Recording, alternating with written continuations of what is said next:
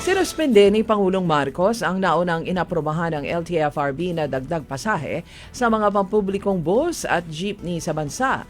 Sabi ng Pangulo, hindi pa napapanahon ang fare hike kahit patuloy na umiiral ang giyera sa Middle East. Sa halip, inatasan niya ang Department of Transportation o DOTR na magpakalat ng mga sasakyan ng gobyerno para sa libreng sakay ng mga pasahero, lalo na ng mga estudyante at manggagawa.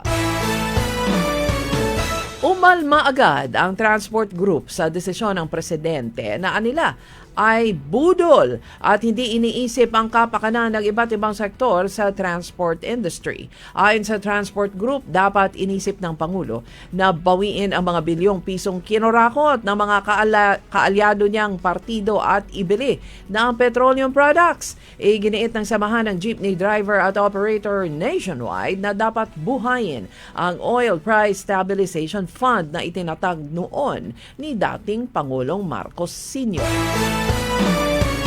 Tiniyak ni Pangulong Marcos Jr. na sapat ang supply ng pagkain, petrolyo at fertilizer sa bansa sa kabila ng umiiral na tensyon sa pandaigdigang merkado. Normal ang presyohan ng bigas, hindi nagbago pati na ang mga pangunahing bilihin kahit tumaas ang presyo ng produktong petrolyo nitong nagdaang linggo. Hindi daw kailangang magpanik. Dapat relax lang at tuloy ang buhay ng mga Pinoy ayon pa sa Pangulo. Isinusulong ni Senate President Vicente Sotto ang panukalang batas upang ibasura ang Oil Deregulation Law at ibalik sa gobyerno ang kapangyarihan na magtakda ng presyo ng gasolina at krudo. Anya, pahirap sa ordinaryong mamamayan ang Oil Deregulation Law dahil sa halip na ibaba ang presyo ng langis, lalo pa itong tumaas dahil marami ang nagsasamantala.